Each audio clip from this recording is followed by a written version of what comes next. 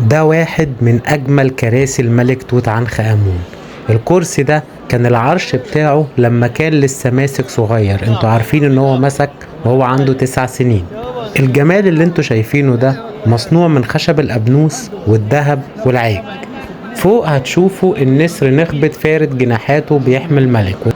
الملك وهو قاعد على كرسي العرش كان بيسند رجله على المسند بتاعه اللي تحت ده، مرسوم عليه أعداء مصر التقليديين التسعة، واللي هم النوبيين، الكوشيين، الليبيين، الفلسطينيين، والآسيويين، والأشوريين، وشعوب البحر، والحيثيين، وأخيرا الكنعانيين.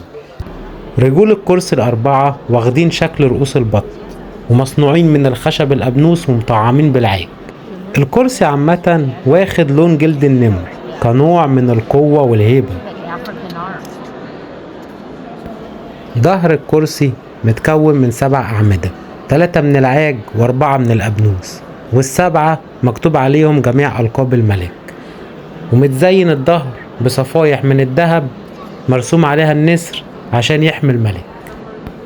الشكل الذهبي اللي بيربط رجول الكرسي ببعضها ده اسمه سمتاوي، وده بيرمز لاتحاد مصر. يعني لما تشوفوا الرمز ده في أي تمثال، في أي كرسي، في أي حاجة، ده رمز اتحاد مصر اللي هو المملكة الشمال والجنوب لما اتحدوا مع بعض، هو ده رمز الاتحاد.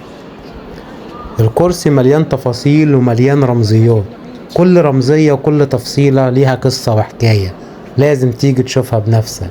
ولو ما شفتهاش تابعنا عشان نوريك وانت قاعد مكانك.